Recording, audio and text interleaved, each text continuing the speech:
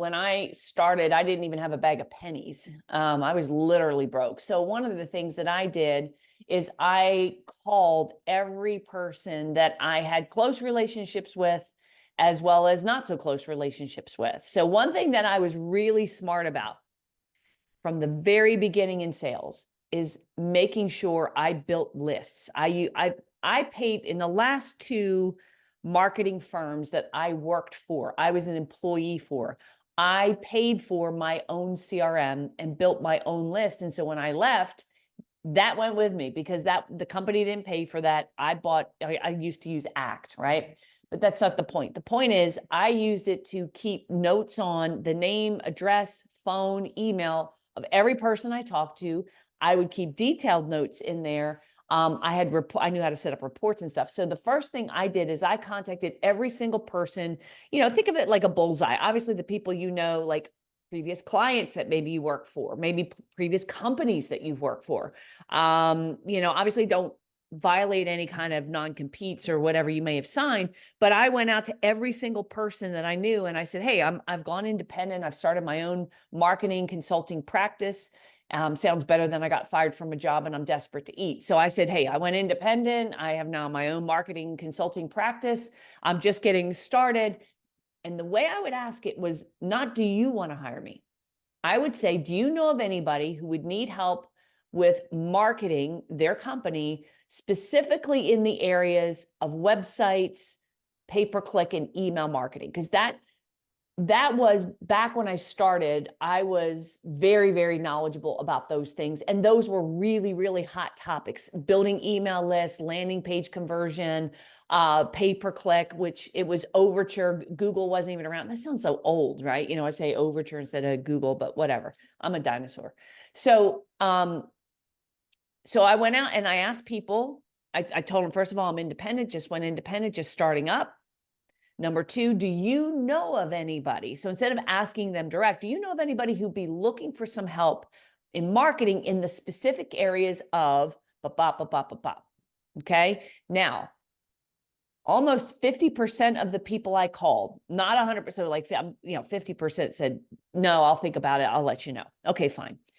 50% said either, yeah, I know somebody, let me think about it, or they actually referred me to somebody, or in some cases they said, actually, we could use your help on that. And I would say, oh, really? So tell me what's going on. And boom, going into a pitch. So when I first started my first year, that was my entire marketing and sales prospecting activity. As I got clients, I would work really hard, do a great job for them. I would ask them for referrals.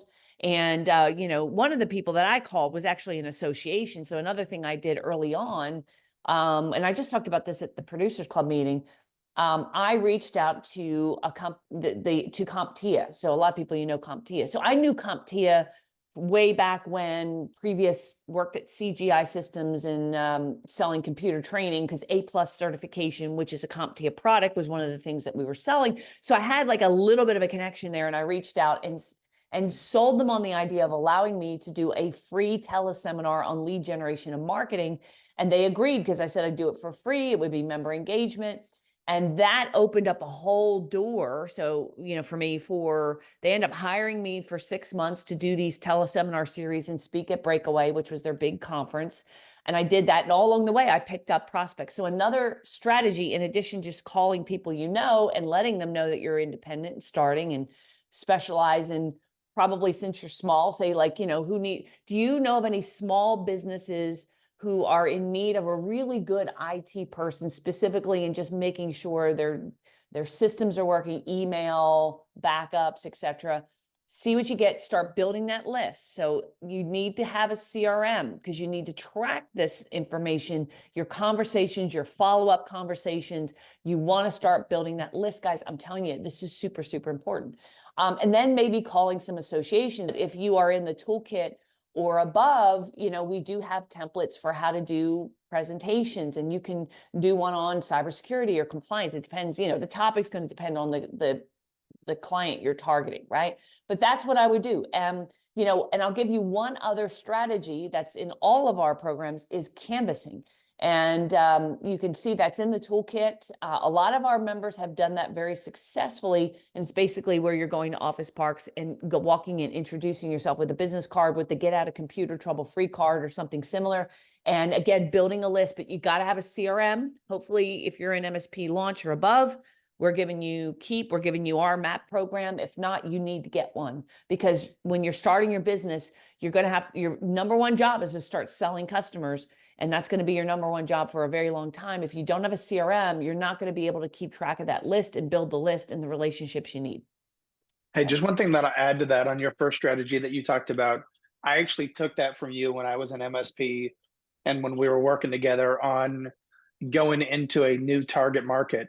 And so when I was adding new target market, and one that I wanted to add was to get more accountants.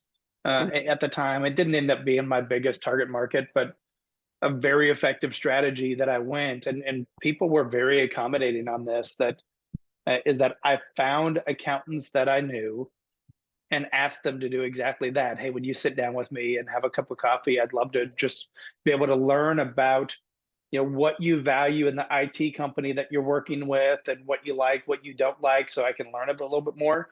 People are like, when you ask them for your input of something like that, they might not be saying, hey, come on over in an hour, but they're very accommodating if you approach it in that way. And so it can work not only in getting your first customers, but also if you're looking to really get into a new market or a new different type of company.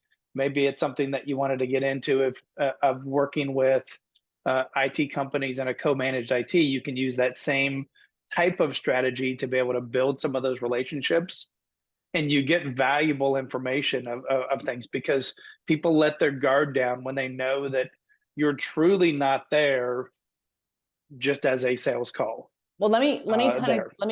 you described a slightly different strategy that I did use in a different Sure. way. So what I just said, calling people up, hey, I'm independent, just started my Yeah. own outsourced IT consulting firm specializing in small businesses. Hey, Jeff, do you happen to know of anybody who might be looking for Yeah. great responsive IT support? Small businesses, because that's, in the areas of getting email set up or security or any kind of these other things. That's like a direct pitch, what I did to get started. Now, what you Sure. described, Jeff, is not a bad strategy. I did this to learn a couple of different industries. When this is back when I worked for the marketing firm. So when, like, Hmm. one of the things, the CEO of the marketing firm I work for got a wild hair up his ass and said to me, hey, you need to learn the nonprofit space because we want to target nonprofits. Okay. So what I did is I called people up and I would say to them, hi, my name's Robin. You don't know me from a sack of potatoes, which was kind of funny. Like it's just a different opening. It doesn't, so you don't know me from a sack of potatoes, but I'm the vice president of sales, which was my title, for a direct response marketing firm here in Nashville. And one of the businesses we would like to learn more about are nonprofits. You don't owe me anything, but would you be willing to take 30 minutes on the phone with me and tell me what you look for when you are picking a marketing firm? Like, who do you use? What do you use? I'm brand new, starting up. I would value, you don't owe this to me, but would you be willing to spend time with me? Now, that approach, like I wouldn't do the let me come and sit and have a cup of coffee with you, because I get those offers all the time on LinkedIn, and it pisses me off, because it's kind of like, who do you think you are to come and ask me, like, oh, I'll buy you coffee, as though I can't buy coffee for myself. But if the approach was, look, I'm just getting started, I'm doing some independent research to find out, like, what do I need to do to serve companies like you better, or the service offering, you'll get some people who will take that call and mentor you. And that might even be the word you use. Would you be willing to take 30 minutes and mentor me on what I need to know about people like you so I can craft my service? And I would tell them, this is not a sales call. This is not a sales call. So I'd send them this kind of an email or you could use LinkedIn. I want to be absolutely clear. I'm not trying to sell you anything. I'm really trying to learn. You don't owe it to me, but I would really appreciate it. Some people will take that call, and then you got to hold your word. You cannot sell to them on that call, because if you say it's a research call, now that doesn't mean some of them won't start talking to you and be open to hiring you. But it is going to be pure research. But be very Yeah. careful about saying, hey, I'd love to get a cup of coffee with you. And when I hear that, I'd love to. Well, I bet you would love to. I bet you'd love, there's a lot of people who would love to freaking have coffee with me and pick my brain, which is basically the equivalent of picking my pockets, the way I look at it, because I sell advice. So just be a little careful with that. You know, another thing, if you have the funds, offer to pay them for their hour. Because you could say, you know, you could call them up and say, would you be open to allowing me to purchase an hour of your time so that I can interview you on what I need to do to build a great IT company to service CPAs like you? And, you know, and some people would say, you know, some people say, no, it's okay, I'll take an hour of your time, right? And then the other way to do this is reach out to association heads and tell them you're starting a company. Those you don't even really have to pay. Say, you know, would you be open to having a conversation with me so I can better understand the association, your members, what the needs are, et cetera, et cetera. But yeah, so some thoughts for you, but back to his original question, how do you get that first Sure. client? Call every single person you know them, barely know them, canvassing, get out there and start having these conversations and goal yourself to make no less than 50 prospects a day that you're working. Now you might call multiple times, three to four, no less than that, because you don't have a single client. So 50 should be a no-brainer for you to reach out to. You got to take massive action to start getting some sales going in your business.